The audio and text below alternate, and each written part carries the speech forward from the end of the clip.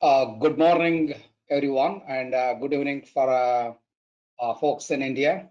We're very pleased to have all of you for this coronavirus and global mobility session, one of two. And I know we put this together in a short notice. Again, I would like to thank you all for joining us in a great discussion we're going to have about the impact of coronavirus on a global mobility and especially on immigration. So I just wanted to share some tips.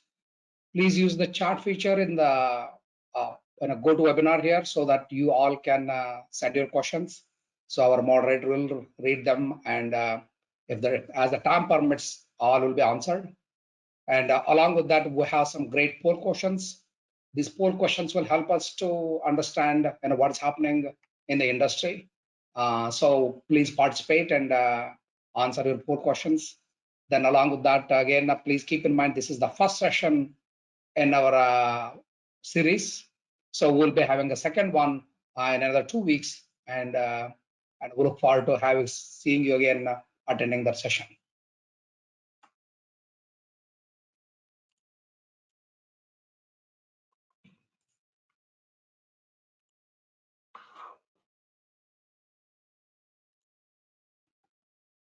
So my name is Umesh Vaidyamath. I'm the founder and CEO of INSZoom, and I'll be doing the introduction today. Then afterwards, I'm going to hand it over to our esteemed speakers. So personally, myself, I'm going to just speak on these three items, and give a brief impact on global economy, immigration, and introduce the speakers.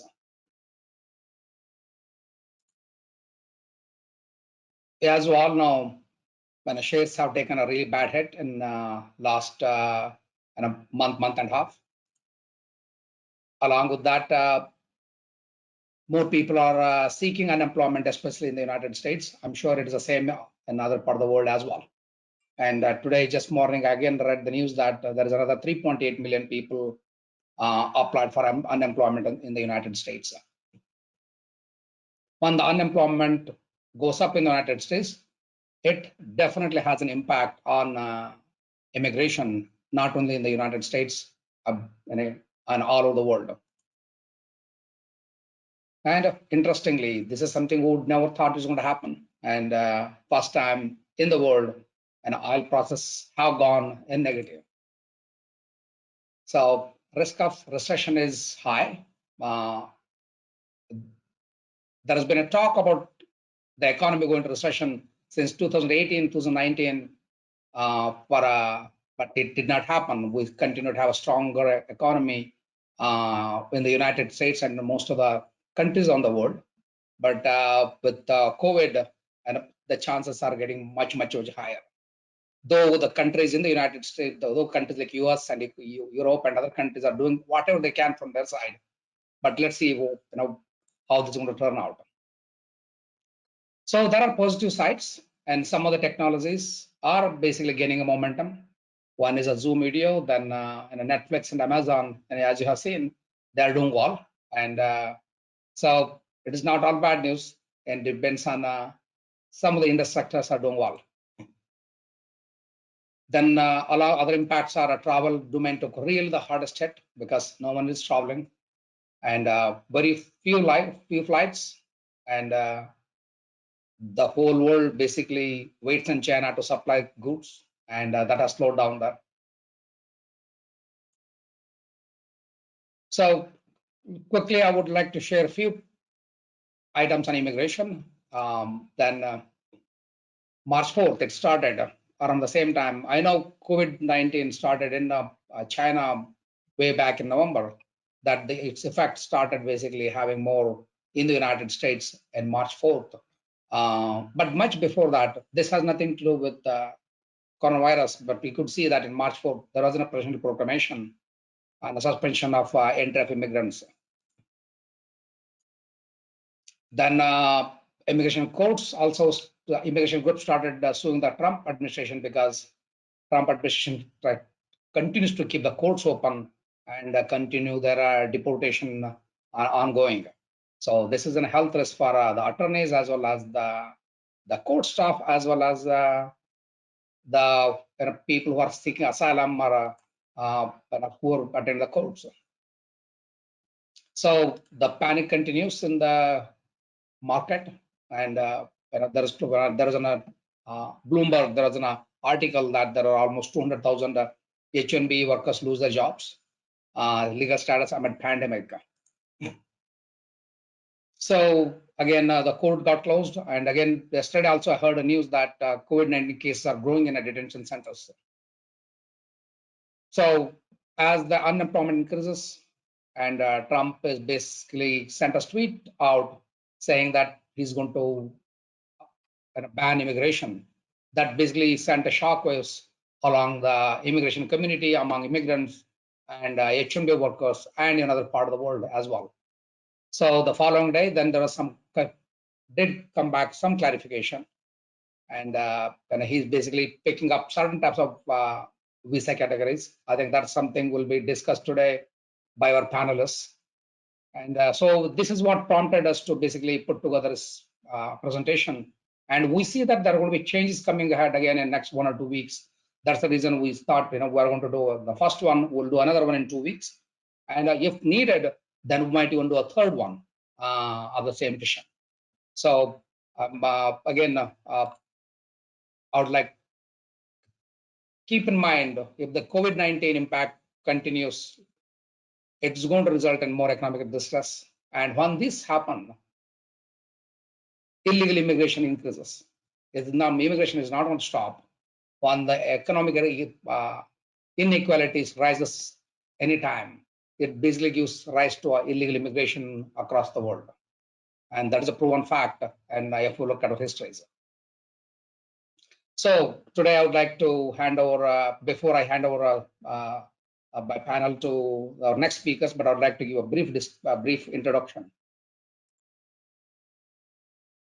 Rami Fakhoury, who's the managing director, I'm sure many of you know him, and has been very well known in India as well as in the United States, and is a very successful immigration firm in the United States and in India and other part of the world. So welcome, Rami. So pleased to have you as part of the panel. Thank you. Thanks for letting us be here. Thank you. Sure. Then we have Jake Lipman, and I'm sure we all know him. In Indian, he's one of the speakers along with Rami in IIC conferences, and he's a master of the ceremony. And again, Jake, welcome aboard, and we're happy to have you as part of the panel today. Next is Praveen Hebbale, one of the leader in India for global mobility, and known him for last 15 to 18 years. And Praveen, and I'm very happy to have you here on the panel, and look forward to hearing your views on what is happening in the industry. So please take it from here. Thank you. Thank you, Umesh. Thank you for having me. And hello, everybody.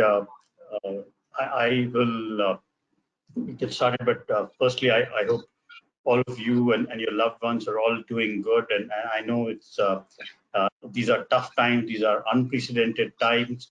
And but if there's one thing 2 decades in mobility has taught me, is to be resilient and to react fairly quickly with all the unexpected twists and turns.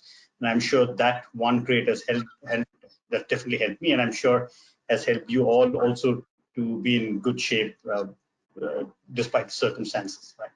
So I'll be quickly touching upon some of the impacts which corporates have seen, and how some of the corporates I know have responded to this situation. And I'll just throw open a few more challenges which I have on my mind. I'm sure there's a lot more which you folks have, and I would request you to pull in those questions so we can get the experts, Rami and Jake, to answer them towards the end. Like I mentioned, I think this has been a completely unprecedented situation. We all could only be prepared to various in varying degrees, but never be completely ready in my mind, right? And while we knew things were building up in China, and we kind of knew it probably early Jan or mid-Jan that things are moving in a certain way, I think very few anticipated this to be as big as it is, and kind of have the impact that we are seeing today, and the impact it's likely to have in the next few months and years, perhaps, right? And the immediate impact, what we saw was freezing of travel due to lockdowns, travel restrictions, etc. And then what it meant for every mobility manager was to having to deal with stranded assignees in a host country, and some assignees who had come back for a vacation, unable to travel back, and then all those permutations and combinations. And I think the concerns about employee and assignee health and safety were primarily on everybody's mind, and I think those kind of took away the primary reactions from all mobility and HR folks. And then coupled with that was the immediate reaction to see how could people work from home because of various social distancing measures and guidelines by governments. Almost the entire workforce started working from home. So like us, I'm sure everybody scrambled to see, is it okay, legally okay, or do we need to make some amendments, anything else to get people working from home, right? While we've kind of gone past most of these immediate concerns, I think the impacts we are seeing now are far more economic oriented than the pure political considerations which we saw initially. I think we are seeing situations where the extended travel bans are resulting in situations of immigration risk. People are staying over defined thresholds of stay, like 90 days on a Schengen visa. Some people going past that, and there's no way they can travel back. We're seeing work permit expiries coming up, and questions about can we extend it or do we need to, and how long can I stay, so on and so forth. We are also seeing some early signs of projects rolling off people on assignments and cancellation of projects, etc., which is leading to secondary questions and cascading impact about what happens to such assignees, so on and so forth, right? So we are seeing this move from humanitarian medical considerations to more economic and regulatory considerations now as we go. But most corporates have taken a very prompt, immediate, and I'd say fairly strong action to respond to this situation. I think many corporates immediately reacted when they heard about lockdown, and I know India's probably going to the most extended lockdown of sorts. We repatriated people before the lockdowns kicked in and deferred what could be deferred to much later, where we anticipated certain end dates and we push it to later. Many companies went out and reviewed their medical insurance to double check and see if things like the coronavirus testing, treatment, care, etc. was covered, and if not, they made some adjustments there. I think almost every company has done a really good job about going out, communicating to their assignees what to do, what not to do, what are your resources, whom can you reach out for help, what's happening in the travel scene, where could they expect help, etc. And I think it's been very appreciated and extremely important in a time of stress to not just communicate enough, but I'd say over-communicate should be the mantra. There's several other things like companies have come with special leave types to support the situation, so on and so forth. And then obviously we spoke about this in terms of regulatory and business supportive activities, work permit extensions, compliance for remote working where required, etc. And now I think it's moving to more nuanced questions like, can I reduce wages to somebody if that person is not working but has to stay back and cannot travel because of the airline restrictions, so on and so forth. And I think we're moving to challenges and questions like that, right? And I just listed down a few near-term challenges. I'm clearly not getting into the realm of where do you see mobility a year from now or 2 years from now, but more immediately we have questions on the table, challenges like, can layoffs or temporary layoffs or furloughs be applicable for assignees or on H1Bs, L1Bs, for example? What about reduced work hours? What about lower wages if it's for a temporary period? Can we do that? Various things like that. Right? And I'm sure many of us are waiting with some anticipation. What could be the recommendations coming from Department of Labor, the Department of Homeland Security in response to President Trump's request through the executive order? And I'm sure there are a lot more questions on your mind. And without much further ado, I hand over the baton to Rami, and I would request him to take it on from here. And I would encourage you all to put down your questions to the chat, and we have a very, very competent panel. I'm sure there'll be great value to listen to them about this, the suggestions and solutions to those. Thank you. Thank you, Praveen. I think okay, here we go. Next slide here. So basically, Jake and I are going to cover just in general global mobility. We're going to touch upon the world, but we're going to mostly focus on the United States at the moment. And we want to talk about some of the best practices that you can employ as a corporation or as an individual. I apologize for this. Also too, we'll talk about the president's most recent executive order, as well as recommendations for what may potentially happen, and also go into more of the COVID-19 related issues. So with that, let's go to the next slide, please. Sorry, okay, so is Ken there? I'm sorry, I'm having a little bit of, okay, here, hold on. All right, there we go. Okay, sorry. So as you all are well aware, I'm sure, there's been significant restrictions on global travel. Many countries went into full quarantine and require people that do travel, even their own citizens, into two weeks of isolation. Many countries are not cooperating in terms of, or unable even to cooperate in terms of visas, permits, etc. Many of them have actually automatically extended stay. Some of the European countries have been actually very instrumental with that. Not all of them. Some of them, the duration of stay is maybe 60 days, others maybe 90 days, etc. Which I felt were very smart policies, because obviously you don't want to use very restrictive resources at the moment for the government as well as corporations in dealing with status issues, when in fact this is a worldwide pandemic and beyond anyone's control. So I think some of those, I applaud the countries that did that. It made things a lot easier for many corporations and individuals that at the moment don't need the extra aggravation. As stated, most embassies and consulates are closed for at least visa and immigration purposes. And we do not anticipate that really opening up, except for based on a regional basis. I know that Europe's looking at partial reopening, but even in China and other places, no one is really fully back to a level of normalcy, as they say. So I think it's going to be a bit longer before all these countries figure it out. So, and how does this apply to immigration? Well, I just copied this page here from Homeland Security. In terms of the United States, if you've traveled within the last 14 days to parts of Asia, Middle East, or Europe, you're just not allowed to enter the United States, period. There's very severe restrictions. They prefer not to have people traveling. And so they basically limited it now to U.S. citizens, lawful permanent residents. Of course, I'm sure there are exceptions to diplomats and essential workers, et cetera, mostly in the infrastructure or healthcare field. U.S. citizens can technically travel to other parts of the world. Even there, if they come back in, they're going to have to be self-quarantined. And of course, they need to check and make sure that the countries that they're going to will allow them in under the circumstances. So that's a pretty broad, array of countries. So let's move on to what have the U.S. immigration departments done so far to deal with this crisis. As you know, U.S. immigration primarily deals with Homeland Security, which is USCIS and CBP, and to a certain extent ICE. We also have the State Department and Department of Labor. So let me just go ahead and start with USCIS. USCIS more or less has closed all their district offices, have rescheduled or canceled most biometrics, appointments, interviews, things of that nature. They have also, on the regional side, the regional service centers continue to operate. I'm sure much slower and much more remote work. So things are moving slower, but they have suspended premium processing for the I-129 form, any visa that uses that, as well as the I-140.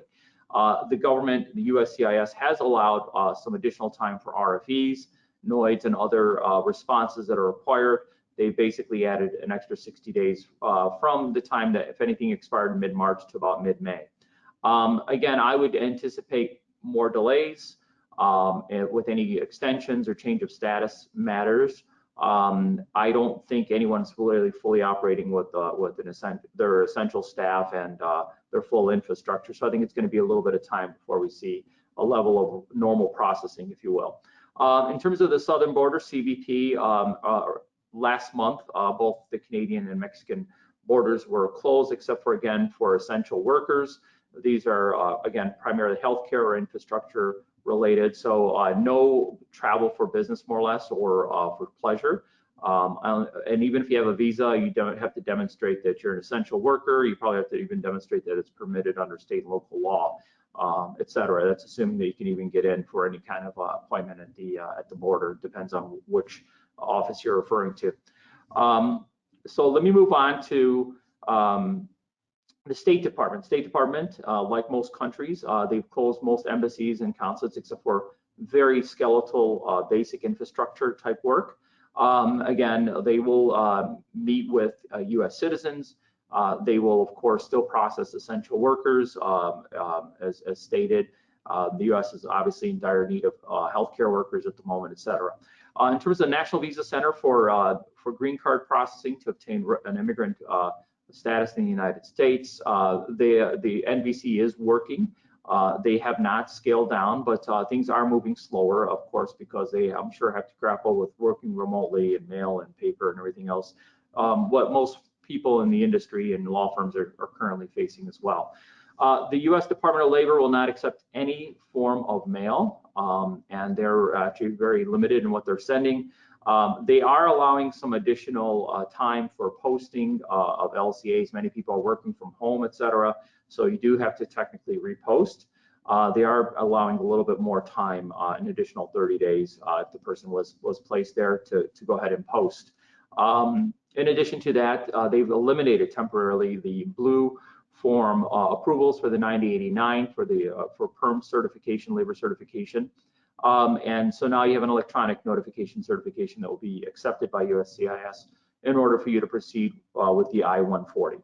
So, so those are some of the immediate changes of the main agencies that we deal with in immigration. I apologize for that. I stepped ahead here. Yeah. Sorry about that. Here we go. Sorry. A little bit of lag. So let me just talk to you about President Trump's proclamation. Due to the economic severity and the loss of jobs, the president felt that it would be easier for U.S. workers to find jobs, maintain salary, et cetera. And there's a plausible argument for that, of course. So what the president has done is more or less suspended for 60 days the issuance of any green card for anyone that's really coming in from outside of the United States. There are some exceptions, but basically, unless you've had an immigrant visa prior to April 23rd, 2020, you're basically not going to be able to obtain it or even, in fact, enter the United States. This may actually allow for additional green card slots, if you will, in terms of numbers for people that are in the United States. Now, this does not impact non-immigrants, meaning the guest worker program and or anyone that's applying for an adjustment of status within the United States would be unimpacted by this provision. It's really the president's powers allow him to sort of dictate who can come in. And so it is a 60-day period. He likely will extend it, and it will slow down, obviously, the issuance of green cards. More or less, I think it's going to hit people on the family-based side, but of course, it's going to impact, of course, the employment and business side in terms of EB1s or other people who have gone through consular processing, et cetera, abroad. So that's a significant change that was done by executive order. I want to move on to the next slide to discuss additional changes that may come that Jake will get into a bit more. The president had also, part of his executive order had stated that he wants the Department of Labor and the State Department to, Homeland Security and Department of Labor to consult with the State Department over the next 30 days to come up with a policy for non-immigrant visas. And how any policy would be permitted to enhance or stimulate the U.S. economy and prioritize U.S. workers. With that said, you know, we don't know exactly what is planned, but I think Jake's going to share some interesting insight with you in terms of what we anticipate coming through on the non-immigrant side. So, we will be hearing again probably by the end of the month or early next month in terms of additional restrictions that we anticipate. And with that, I'm going to turn it over to Jake. He gets to do the real juicy piece of discussing solutions for various immigration matters, and as well as talk about additional restrictions that we anticipate in the near future. Jake?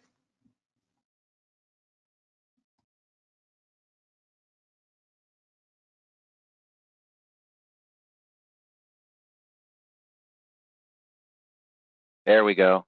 Thank you. Sorry. Okay. Sorry about that. Yeah, no worries. Hey, glad everybody is here. Happy to be invited to this webinar. Thank you, Umesh and team from INSZoom. Also wanted to throw out vote of praise because our systems are up and we're able to function in the cloud with the software that INSZoom provides to us. So thankful for them, and that's been going on since forever. So it's really become important during this crisis to be able to function in the cloud, and so we're just grateful for that and for the security that's given to our team and to our clients. I wanted to bring up a few things just real quick. We've had some great discussion so far. Praveen, Rami, thank you.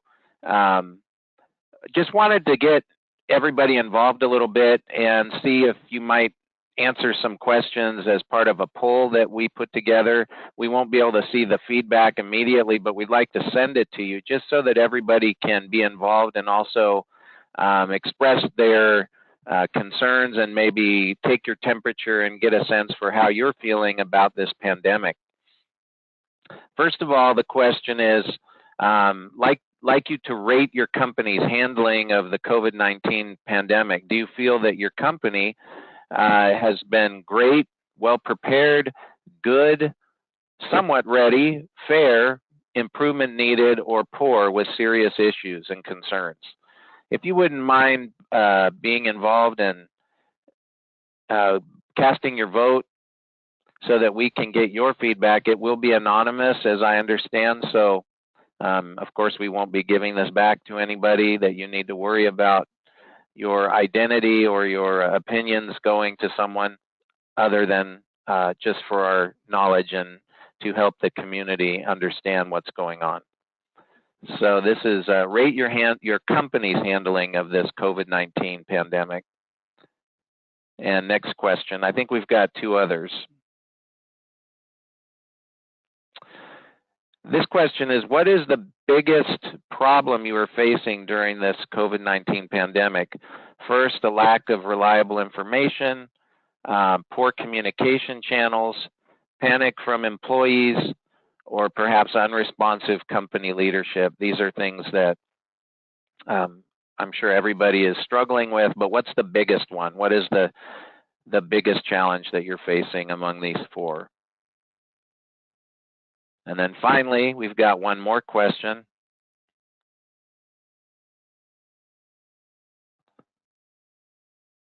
Which is, when do you feel that things are going to get back to normal, whatever normal means? Hopefully, hopefully things will get back to something that we can all recognize. But do you think that may happen in 1 to 3 months, 3 to 6, 6 to 9, maybe 9 to 12 months or more? Or is it ever going to be the same? Is it always going to be different now after this pandemic? All right.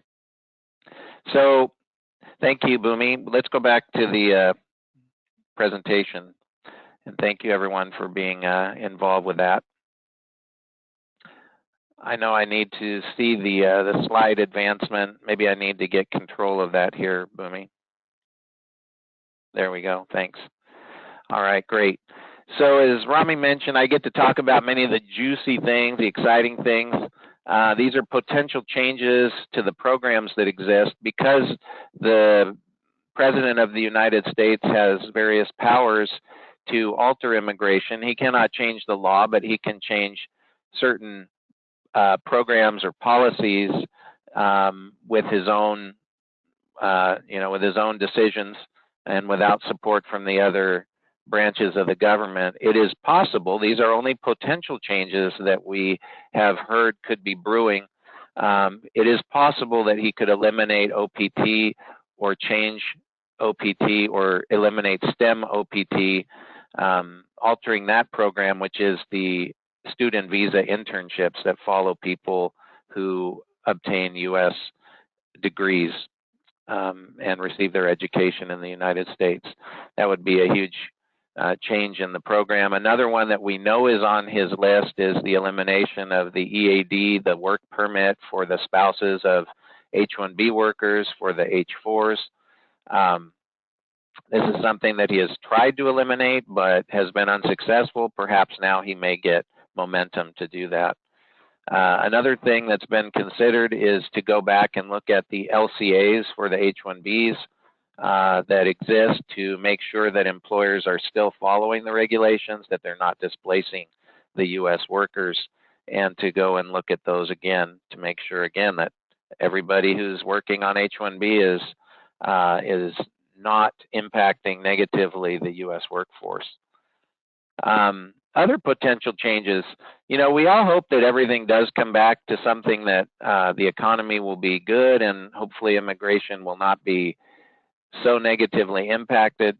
I'm hopeful, but these are things that could happen that, again, if Trump is successful and he has a restrictionist attitude towards immigration, it is an election year and he wants to appeal to the people that are against immigration in many ways.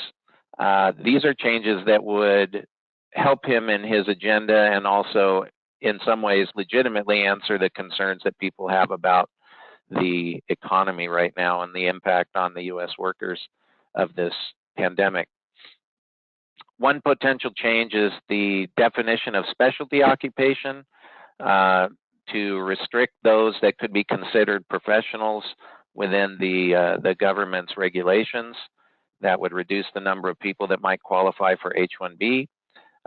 They could revise the standards used by Department of Labor to review LCAs. For the longest time, it seems that LCAs have just been almost automatically certified without any kind of serious review, but that could become something where there's more scrutiny, more oversight, and I'm sure lots of people would be happy to see that. They could impose recruitment requirements for H1B workers or people that are hiring the H1B workers to show that they looked for U.S. workers first to test the labor market. That would be a huge change from our current program, but other countries use that type of a system in many cases and seems to work for them. The other thing could be an extension of the LCA notice of filing period from 10 days. Maybe it could go to a month or something else, just to allow more people to see it and for the opportunity for people to raise concerns about hiring H1B workers in that environment. Wage levels, the surveys that are used for calculating the wages for the H1B workers could be changed to require higher wages. There could be fees implemented to process the LCAs, something that has not been in place previously.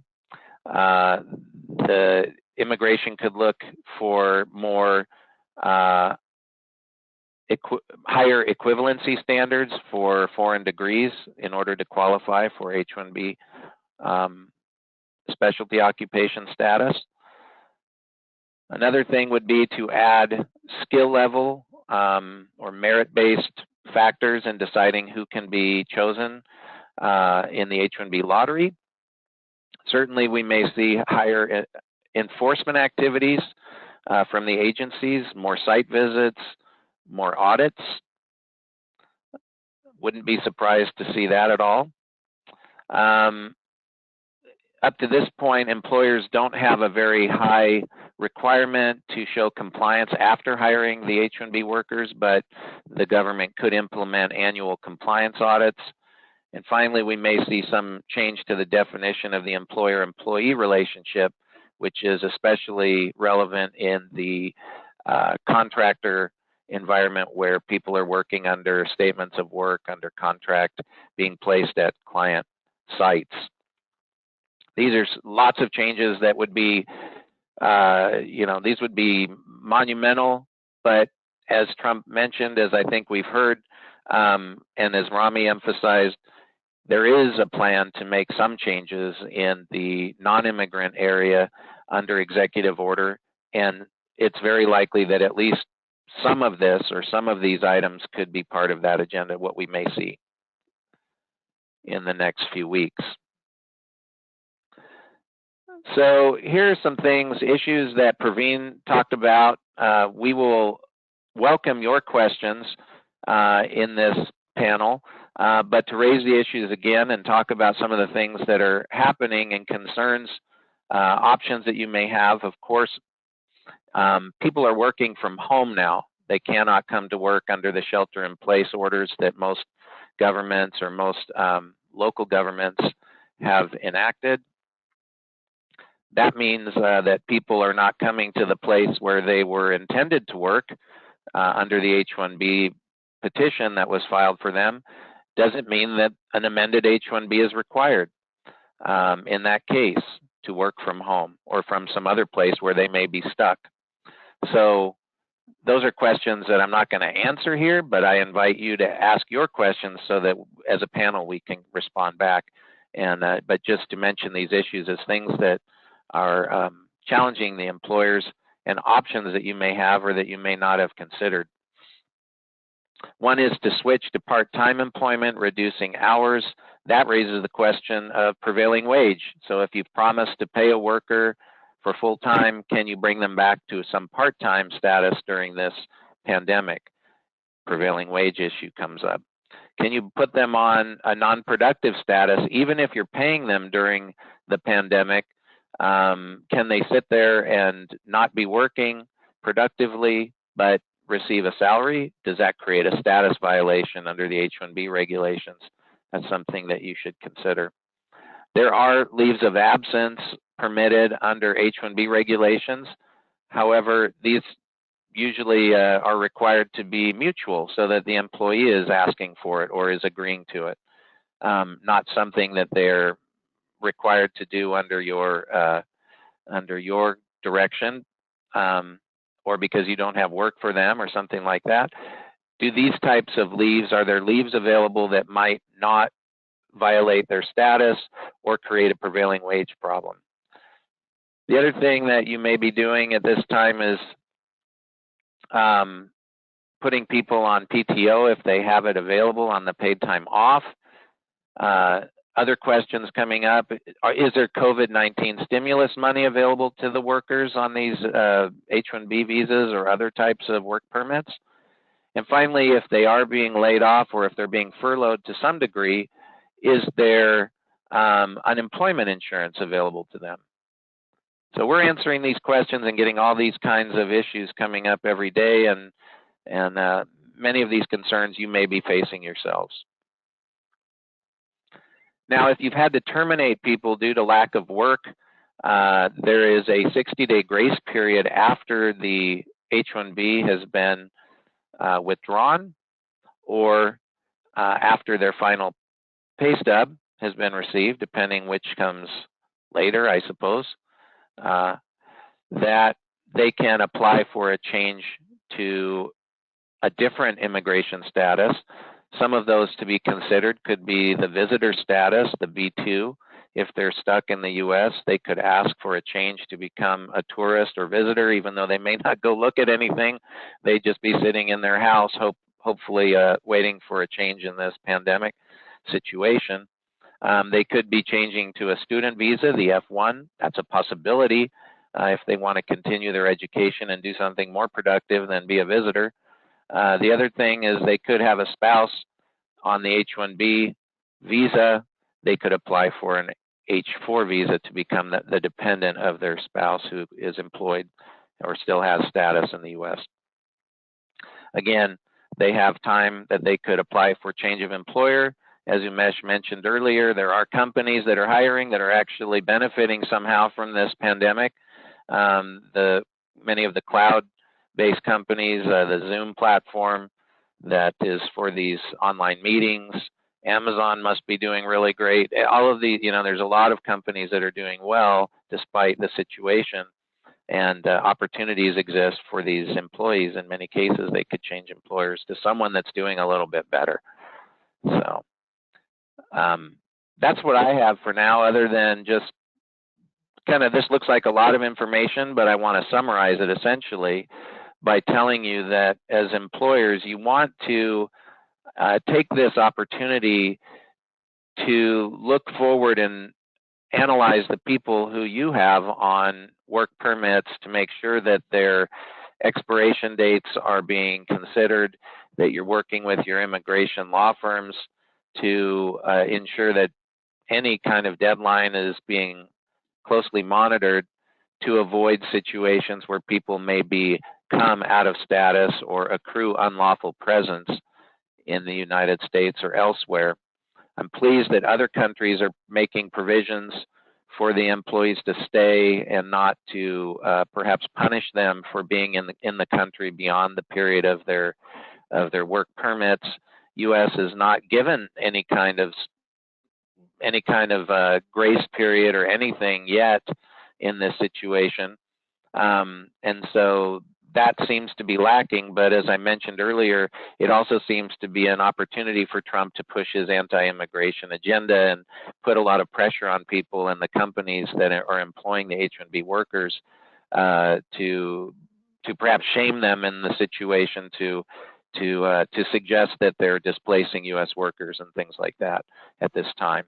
So hopefully we can all work together as your immigration council and within your teams to oversee your programs, make sure that nobody is getting in a situation where they are going to be negatively impacted beyond the stress and concerns that they are facing already. And I'll finish with that. Let's go to your questions, perhaps. Thank you, Jake. I think there are quite a bit of information there and quite a bit of action ahead from what it looks like. There are a few questions rolling in, and I'll probably jump to that first. Rami, I'd probably park the first one to you. There's one question from a Canadian citizen who's lost his H1 job on the 6th of April, and his spouse is on H4 EAD. And his question is, and because the borders are closed, he cannot get a TN visa too. So the question is there any relaxation? Is there likely to be any relaxation? Because it's going to hit the 60-day grace period on the 5th of June. And the scene as it is, and because there's a restriction, the borders being closed, is there any expectation of relaxation? Is there any other way out for such people? Rami, you're on mute.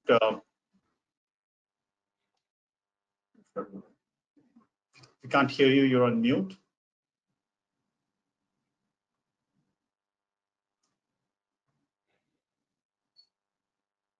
Okay, I'll come back for your opinion. Meanwhile, I'll just. Okay, here we go. All right. Can you hear me now? Sorry about that. Okay. So these individuals are in the United States. I'm sorry, outside the United States. Are they in the United States? In the United States, yeah. Okay. Well, they can for a TN, they can always apply for an extension by just doing an extension in the U.S. if the person has it. But you're saying the person's completely out of work and has not been able to go back. I mean, so they completely laid off. There's no chance of reducing it to part-time or anything else, huh? Okay. And you said the spouse is in H4? H4 EAD, yeah. H4 EAD from a TN. Interesting.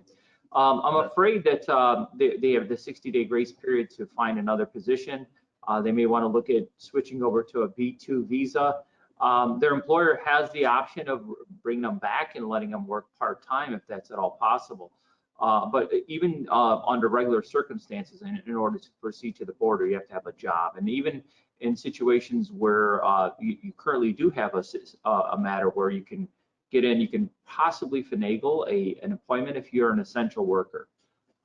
Because even if everything's valid, they're not going to let you in, or they're going to, in some cases, they're not even adjudicating for health purposes. So my question is, it sounds like this is kind of not and unfortunately, it's quite a bit out there. It's not an ideal situation, but the person will likely have to apply for a B2 visa and explain the circumstances, et cetera. You know, at some point or another, you may want to even consider leaving if you don't move over to a B2. You don't want to accrue unlawful presence, which could cause a 3-year or a 10-year bar as well. So, sure. Partially answer that. And next question, Jacob and Rami, you too. And the other question coming through is, are your firms seeing a reduction in the H1B requests or even extensions being pulled back? Are you guys seeing that yet? Or is it completely different? Companies are trying to rush through as much as they can before things get more tough. Yeah, Jake, do you mind if I take that on first?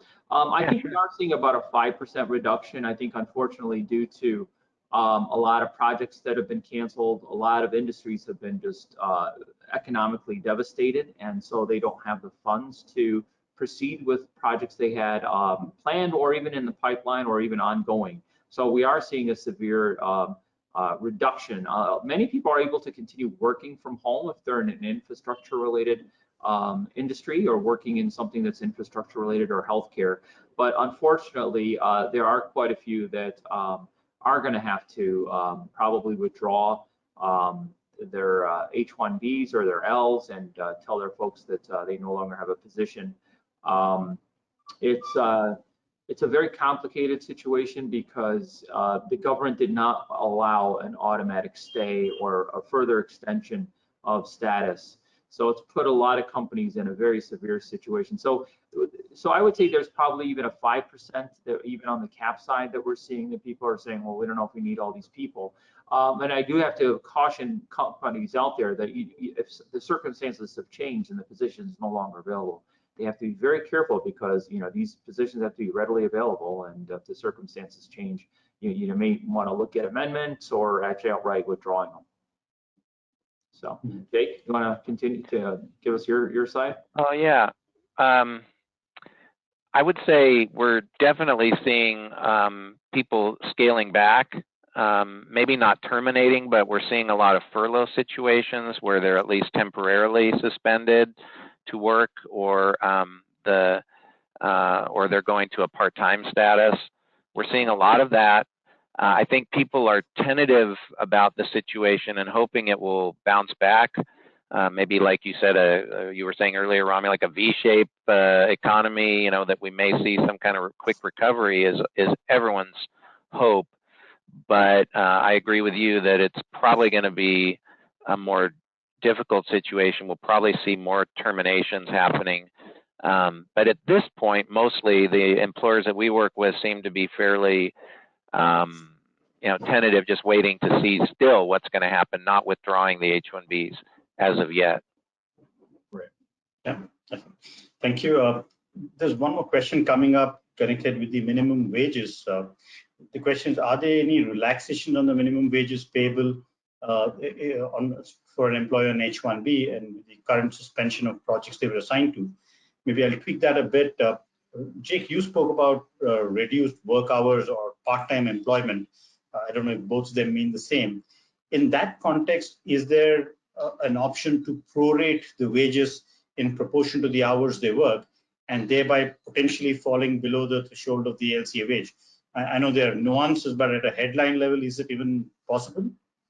So that's a great question, and I think so timely. We have the H1B regulations tell that the employer must pay the prevailing wage. Most of the H1Bs that are filed under a full-time work expectation, so the worker should be paid for full-time. If the worker is paid less than the full-time amount that was promised, there has to be some kind of legal exception to that. And one of the legal exceptions would be for some kind of a leave that is perhaps like a family leave if the person, maybe they have a baby or they had some life situation where they were sick and they needed to be home. Again, this to me is a little bit like that kind of a situation where people are not going to work because they're afraid to be sick or because their government has told them they cannot go to work for some reason or other, that they cannot go and infect the community if they were sick. And so I feel it's unprecedented, of course, but my interpretation or my belief is that this will be given deference at some point, that if employers are later called to answer why they only gave part-time work or had to furlough somebody under this coronavirus pandemic, that they would be given deference at least during the time where shelter in place was mandatory. Just to add to what Jake had mentioned, I think if it's a policy, and I think you have to look at the entire foreign workforce as well as U.S. workforce, in that situation, you may want to amend it just to be super safe under the H1B as well as even technically the L, which would allow them to work part-time. I think it would be, I think hopefully the government does express or allow for some discretion, as Jake had mentioned, but if it was any other time or administration, I'd probably say, okay, fine. But I think under the circumstances, an amendment is probably the safest and technically the proper thing to do in those scenarios. But as Jake mentioned, I think there's going to be some measure, hopefully, of discretion. And they mentioned that there is, but I would really study the situation very carefully. And in some cases, does it make sense to amend for 2 weeks or 3 weeks? As Jake had mentioned, if the person needs to be on leave and it comes from the employee, especially in an H1B context, they can take a leave of absence. That's perfectly allowed. But the employer technically cannot influence or suggest that. But yeah, so there are some scenarios that may allow for an exception, but I like to venture on the side of caution, especially in these circumstances. So yeah, I think that's a good view. Amending the H1B, like you said, for a few weeks or a month, or nobody knows how long this thing is going to go on, is the concern. But yeah, you got to keep your eye on this one and see how long it looks like it's going to last, or what you need to do, because if it's going on for any length of time, beyond what it is already, I think you're right, Rami. I think people need to look at amendments. Right. It's tricky if it's only for 2, 3, 4 weeks. I agree. Very tricky and very expensive. And I don't know how practical it'd be to do hundreds or thousands of employees. But yeah, so in theory, it's still probably the most conservative best way. I'm just trying to squeeze in a couple more questions if I can. Jake, you mentioned about non-productive status could be a violation in itself. I mean, you said somebody would work and somebody not working, even though the person is getting paid on an H1, would be a violation of status. That's a little bit of a surprise, because most companies are lulled into believing that as long as I'm paying the prevailing wages or whatever I committed, I'm safe. Is that really a concern, or are we being extremely conservative there? I believe it's a concern, because on many of the RFEs that we see, one of the questions from the Immigration Service is whether there is work available to the person. Not only are you paying them, or will you pay them, or do you have the ability to pay them, but is there actually work for them to do? And if they're not actually doing work that is professional and specialized like the H1B program requires, then they're not in status. If they're sitting there being in their beds, or watching Netflix or whatever it is, and they're getting paid, that's a status violation. They need to be at work. I want one of those jobs. Exactly. So no, but I think also too, if the company is generous enough to keep them on, I'm sure that there are situations where they can take on some training, some modules, do different things where it's, sort of self-learning. I would engage them in some form of training or upskill, or give them some assignment, something, just to show that there's still an indicia of work and employment versus them just doing nothing and still getting paid fully. I mean, I don't think there are that many companies that maybe they'll do it for a few weeks, but I don't see any companies doing that long term. So I would imagine that they can probably cobble up something where they legitimately are helping them improve their skills. And there is a little question, is they have to be readily available for the job. But I think that you can argue, some form of training and skill enhancement would be in line, especially for a few weeks. I'm sure this is coming in the context of the lockdowns and flights not available to get people back. And that context, I'm presuming it's explainable or a defensible position, or you'd still, given the current dispensation, you'd still err on the side of safety and get him to show some training or something like that. That'd be safer. Right. Yeah, and I think also the fact that there are limited flights and closed borders and everything else, that they'll take that into consideration down the road. I mean, especially if you're looking at a bar of 3 years or 10 years for overstay of 180 days or 365 days. My concern is you should probably try to document all this. That you're unable to secure flights, that you tried going to various consulates, the country you're going to maybe have very strong restrictions, or even the airport's closed. So I think it's very important to have a very detailed scheme of what you've tried to do to stay in compliance. Okay. All right. Thanks. I realize we're on the top of the scheduled slot. Jake, I hand over the baton back to you. I had a few questions some other time, but All yours, Jake. I know, those are really good questions. I think that we may need to come back and have more time for questions in the next session of this COVID-19 global mobility webinar. And I've just been asked to express thanks to everybody for being involved, for your preparation, Rami and your team for getting things ready, the presentation, Umesh for the platform and putting us out, giving us a chance to